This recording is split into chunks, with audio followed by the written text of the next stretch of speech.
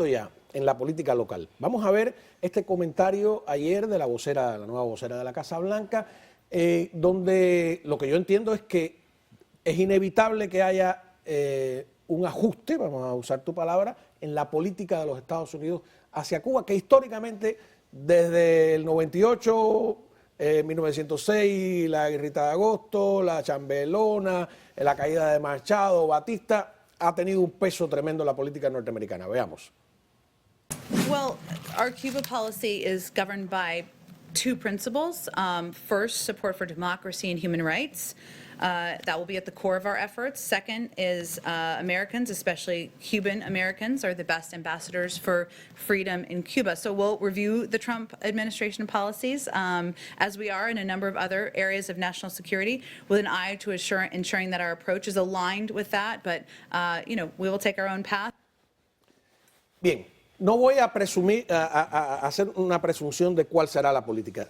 Voy a hacer una pregunta distinta. Si tú pudieras hablar al oído del presidente y hacerle 3 recomendaciones de la política hacia Cuba, en contraste, por supuesto, con lo que hizo Trump, ¿qué recomendarías? Bueno, primero que todo, que diera más oportunidades a los cubanos. Porque a pesar de que ha sido vamos a decir, un criterio dentro de todas las personas que estamos en desacuerdo con un sistema comunista en Cuba, de que las sanciones van inevitablemente a conducir a un cambio de sistema. Yo creo que los años nos han demostrado que esa promesa no se ha cumplido. Llevo toda mi vida esperando que esa promesa se cumpla. Entonces yo creo que ofreciendo incentivos, oportunidades y dándole más legitimidad a la propia gente que quiere expresarse libremente, sin que haya confusiones de dónde están las lealtades, sin que esa propaganda afecte no tanto a los de aquí, a los de allá que están en la isla. Los de aquí tienen un criterio quizás un poco más abierto, pero los de allá están bastante sometidos a muchas presiones, y no tener claridad en dónde están las lealtades de estas personas que se expresan es que genera un problema a la hora de defenderlos. A ver si te entiendo, ¿no? Sí. Soy yo el que no entiende, ¿no? Tú te explicaste seguramente muy claro. ¿Cuál sería la primera medida que recomiendas? ¿Flexibilizar qué? Flexibilizar todo lo que sea posibilidades de emprendimiento, que la gente que puede emprender en Cuba lo pueda hacer sin que haya restricciones de este lado. Pero eso es una política eso sería algo que le tocaría al régimen cubano Dentro de las sanciones estadounidenses existen limitaciones a la gente que quiere emprender allá. Por ejemplo, los programadores, si quieren armar su propio negocio, los servicios norteamericanos, que son los más competitivos del mundo, no le pueden ofrecer servicios. Levantar las sanciones económicas. Ajá. ¿Levantar el embargo? Sí. Sí, levantar el embargo. Segundo, disculpe Zúñiga, que me interesa, también quisiera saber la suya. Yo levantaría el embargo, yo le daría todo dejamos el apoyo, ahí, vamos a empezar por ese punto. Y después le daría todo el apoyo diplomático a las personas que defienden los derechos humanos dentro de Cuba. Creo que eso es importante. O sea, restablecer, lo estoy tratando de traducir y de entender, sí. Restablecer las relaciones diplomáticas plenas. Totalmente. Ok, bien. Tercero. Y tercero, bueno, pues si ya eliminamos el embargo y establecimos las relaciones diplomáticas plenas, pues lo que decía, apoyar a todas las personas que evidentemente quieran o expresarse a favor de los derechos humanos dentro de Cuba. ¿Cómo sería eso? Una medida. Si pudieras hablar, el presidente te va a preguntar, bueno, dime, ¿cómo hago eso?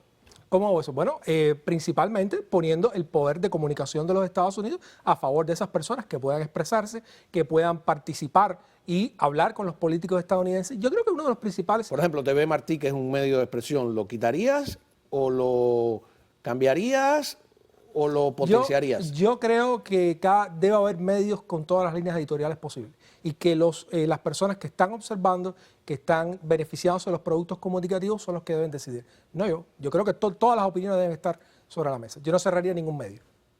Ok. Ese ahí no lo entendí bien, pero de nuevo, soy yo el que no entiende. ¿Qué 3 medidas porque está el peligro de que Biden ha dejado de escuchar a cierto sector del exilio? Tengo la impresión esa. ¿Qué recomendaría? Mira, evidentemente los que no han vivido la historia de Cuba, los que no la han entendido, porque la pueden haber vivido pero no la han entendido, tienen muchas confusiones y confunden política de un país extranjero con una política nacional. Esas son opciones nacionales. El régimen es el que tiene la autoridad, el control, el poder para hacer cualquier cambio dentro de Cuba. el tema de Cuba, y yo voy a llegar a las tres medidas, el tema de Cuba es bien sencillo.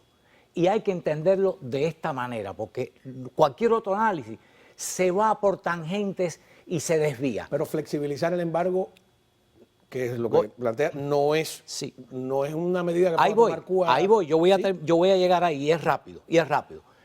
Lo primero que hay que entender es, ¿tiene el régimen voluntad, deseo, intención de cambiar el modelo que tiene? No, absolutamente no. Segundo, ¿tiene la intención de hacerlo voluntariamente por el fracaso? El régimen ha tenido fracaso económico, fracaso social, fracaso político, fracaso de todo tipo. No tiene la voluntad de cambiar. No quiero que me manden a ir a comerciales sin que me diga sus tres recomendaciones. Entonces, el entendimiento es claro. Hay que forzarlo a cambiar o a desaparecer. ¿Cómo? Y la única forma que lo puedes hacer es con una guerra, imponiéndola, o con sanciones económicas. Y eso es lo que se aplica, y por eso la política norteamericana, que coinciden demócratas y republicanos, cuidado, los dos coinciden, o sea, aquí no hay error de apreciación. Tienes a un senador Bob Menéndez y a un congresista Alvio Sire coincidiendo exactamente con los congresistas cubano-americanos republicanos. El embargo es una medida fundamental en la política hacia Cuba. Yo no creo que si no hay sanciones, si no hay presiones, no va a haber cambio nunca. O sea, ¿usted propuso una guerra o está diciendo que para que no haya una guerra tiene que haber un embargo? Las dos opciones son esas, o una guerra o sanciones económicas. Si no tienes la guerra, porque no tenemos ni las personas, ni las capacidades para hacerlo, ni el territorio de donde hacerlo, fortalecer pues tiene o que ser mantener sanciones económicas, porque no podemos determinar que Estados Unidos haga una cosa o haga la otra. La que podemos influenciar para que haga la posible restablecer. Yo no veo que hayamos mejorado después de los 4 años de Trump. No hay más oportunidades para los cubanos, no hay más bienestar dentro de Cuba, y yo no veo que en particular el régimen esté en ninguna manera yéndose o de salida en alguna forma. Yo creo que eliminando toda esta excusa de plaza sitiada le permitirá a la gente que está dentro de Cuba expresarse sin el temor de ser etiquetados como mercenarios o todo lo demás. Y va a ser el momento en que van a tener que mirarse pueblo a pueblo, cubano a cubano, y esa misma gente que están parándose ahí y saliendo y expresándose en el 27N y frente al Ministerio de Cultura, y todo el que tenga que expresar algo lo va a poder decir sin que haya confusiones de lealtades de ningún tipo que explota la propaganda. Mira, ahí tiene unas concepciones totalmente desviadas de la realidad, y te las voy a explicar bien sencillita. Es su opinión. El que está dentro de Cuba, sí, son opiniones, claro. El que está dentro de Cuba está mirando quién me ayuda y quién está contra mí. El amigo de mi enemigo es mi enemigo. Y los cubanos que están en la isla luchando, Alcántara, que está luchando ahora, está mirando cuál es la política del gobierno de España, está mirando cuál es la política del gobierno de los Estados Unidos hacia la dictadura que lo tiene oprimido. Él no puede cambiar la política de Estados Unidos, ni la de España, ni la de Canadá con respecto a Cuba, pero está mirando qué actitud tienen con respecto a la dictadura. Y cuando ven colaboración, apertura, entendimiento, buenas maneras, este es amigo de la dictadura. El que ve que toma sanciones y medidas en contra de la dictadura, yo lo viví adentro, yo lo viví, y lo viví por muchos años. Es una excusa también, yo también lo viví. No es excusa, es razón. El que está dentro de Cuba, mira, y este es amigo, porque es amigo de la dictadura, este es enemigo mío, este no me ayuda ni me beneficia. Esa es la visión clara que hay. Eso no genera ningún Si el cambio. centenar de medidas de Trump no ha causado ningún efecto, ¿por qué el régimen castrista está tan ansioso de que se lo quiten? Si no ha causado ningún efecto. Bueno, yo creo que obviamente el régimen quiere tener todas las posibilidades que estén a su disposición. Pero de todas maneras eso no quita que las personas que están dentro también se van a beneficiar. En gran medida las sanciones le han hecho daño al régimen inevitablemente, pero le han hecho más daño al pueblo desde mi punto de vista, y le han hecho más daño a la credibilidad de mucha gente que, por ejemplo, gente que estuvo en el Ministerio de Cultura y se desvinculaba del Movimiento San Isidro. ¿Por qué se desvinculan del Movimiento San Isidro? Son gente que quiere expresarse igual que los demás. Decía, bueno, yo vine al Ministerio de Cultura, pero yo no suscribo lo que dice el Ministerio San Isidro, porque ahí estaba la mano de la propaganda, está toda esta confusión de que entonces el Movimiento San Isidro se vio con la gente de la Embajada Americana. Entonces todo eso genera una excusa perfecta para los órganos. ¿Tú crees que el régimen necesita excusas? Yo creo que las ha utilizado. Y cuando hablo con mucha gente, viví por muchos años dentro de Cuba. La gente sí realmente le teme, la gente piensa que en definitiva un cambio de régimen forzado de Washington lo que vas a cambiar una élite por la otra. No necesariamente salir del régimen ¿Cuál es comunista. la otra élite? Cualquier otra que venga que esté vinculada con las élites políticas norteamericanas. ¿Y por qué razón? Se puede estar vinculado ¿Por con qué? las élites, por ejemplo, soviéticas. ¿Por qué? Y eso no es malo. Bueno, ¿por qué ¿Por razón qué es no? malo? ¿Por No qué es sé. malo y por qué va a ser igual que la dictadura? Bueno, el problema es que en Cuba, y esto es parte de la educación que se le da a muchos cubanos, Ah, la hay una educación de historia, quién. Ahí hay está, una- ahí está la gran diferencia. Pero no Y la podemos educación eliminar, es la no que podemos- determina tu visión pero no de la poder- realidad. ok, el poder lo tiene que controlar las percepciones, estoy de acuerdo, pero no podemos ignorar la historia de invasión, de intervenciones norteamericanas ¿Cuál? en Cuba. No hubieron intervenciones estadounidenses en Cuba. No hubo una enmienda plata en Cuba. En O sea, pero- en, Estás entrando en un tema que... en que- 1800, disculpa que yo Está entrando en un yo tema que siempre, no conoces, yo evidentemente. siempre digo que no soy. No en conoces. 1898 dice Oreste Ferrara, que es un libro magnífico, ¿no? Que estoy seguro que leíste, que cuando anunciaron en la tropa Mambisa, él era el asistente legal de Máximo Gómez, que los americanos le habían declarado la guerra a España, hubo una euforia que Máximo Gómez se tuvo que parar y decir, señores, no se ha ganado la guerra. O sea, la satanización de los norteamericanos y de esa intervención sería otro tema curioso, ¿no? De alguna manera. Yo creo que es interesante lo que está pasando en el sentido de que es un debate que la verdad que no estaba listo para él, Sí. en el sentido de que desde ahora los estoy invitando a que, Permíteme, regresemos es a muy varios rápido. días, ¿no? A Permíteme, discutir porque todo es muy esto. rápido, Juan Manuel. Mira, no ha habido nadie posiblemente más dentro de la política americana que don Tomás Estrada Palma. Don Tomás Estrada Palma era el cabildero del apóstol José Martí en el Congreso de los Estados Unidos. ¿Y sabe por qué razón?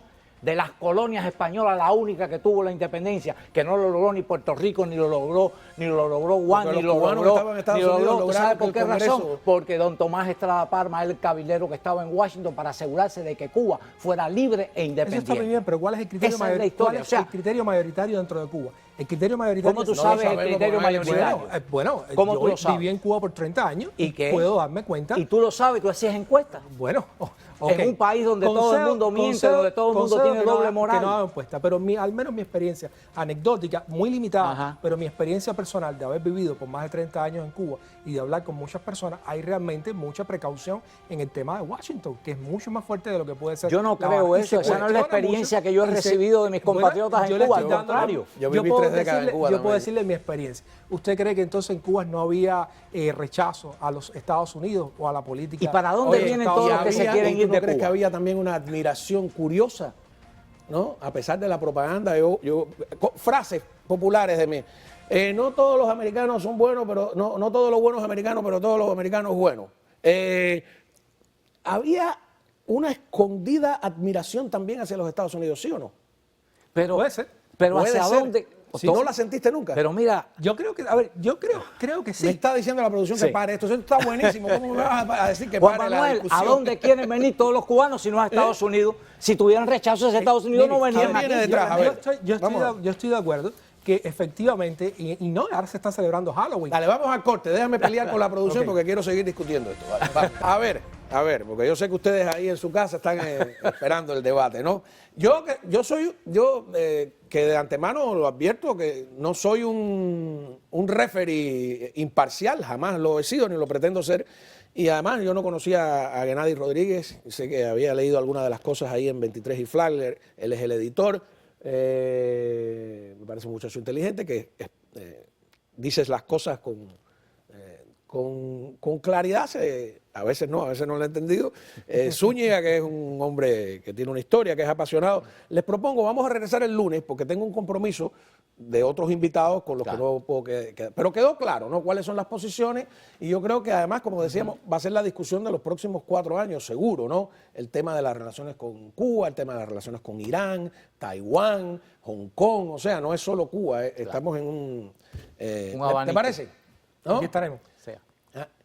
Tenemos, ¿me vas a regalar 4 minutos? Bien, entonces, vamos a ver, voy a tratar de ser imparcial. No me lo creo ni yo mismo, pero bueno, no importa.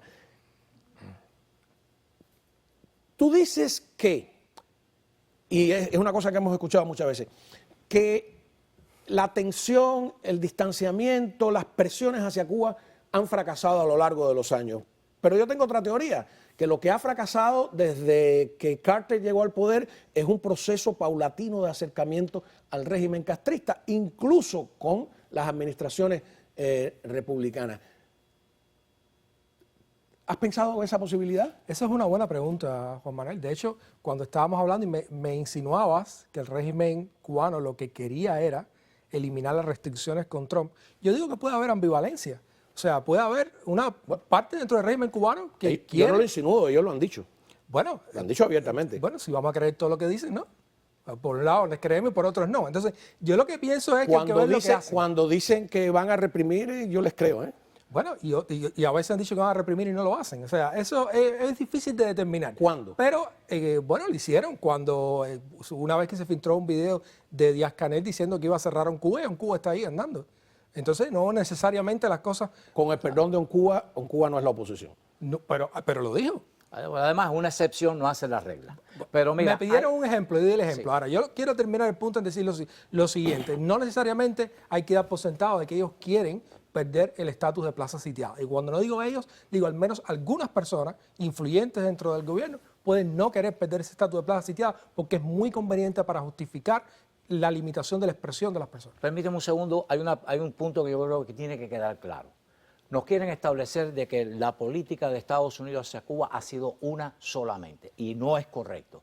El presidente Jimmy Carter tuvo su política hacia Cuba, el presidente Clinton tuvo su política hacia Cuba y el presidente Obama tuvo su política hacia Cuba. Las tres administraciones fueron de apertura, de búsqueda de entendimiento, de apertura de caminos, de oportunidades para que el régimen mostrara voluntad de cambio, voluntad de abrir. Y no lo hizo nunca. Nunca, siempre creó problemas. Cuando a Carter le hizo el desembarco en África, le hizo el puerto de Mariel, a cada uno le creó una situación de crisis. Entonces, ¿por qué pensar o imaginar que nuevamente otra apertura va a producirlo cuando sabemos y tenemos el concepto claro? Tú lo entendiste y lo dijiste también que estabas de acuerdo, de que no hay ninguna voluntad de cambio ni de apertura. Pero en mi discurso yo no he dicho que el régimen vaya a hacer nada. Yo he dicho en las cosas que dije que contaba con el régimen en hacer algo. No, yo quiero que el pueblo tenga oportunidades, que el pueblo pueda expresarse sin que la gente esté confundida hacia dónde están mirando. Yo quiero que la gente tenga la posibilidad de venir, ir, de montar sus negocios. Quiero empoderar a la gente. Pero el régimen hará lo que tenga que hacer. esas posibilidades no es el gobierno de Estados Unidos, es el régimen castrista. Bueno, nosotros también, cuando limitamos los viajes no lo hacemos. Cuando limitamos la remesa no lo hacemos. Pero si es que ha habido apertura completa de viajes, de remesa, de todo eso, ¿no cambió la situación?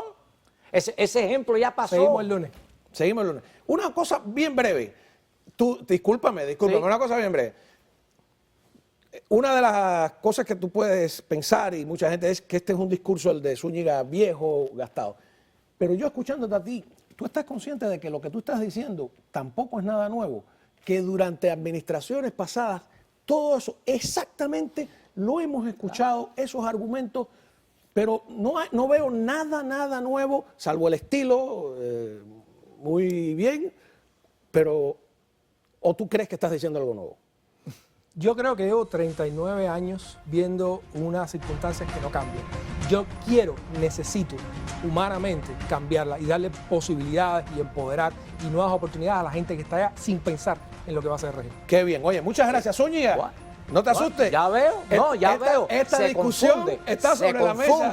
Y vamos a de tener los cubanos 4 con años de libertad discusión. Cuba. Y yo repito, el objetivo es que la mesa sea una mesa de debate, donde cada cual lo diga y lo discuta, ¿no? Porque también hay quien nos quiere callar la boca. Cuando regresemos, tenemos más. Esto mejora el programa.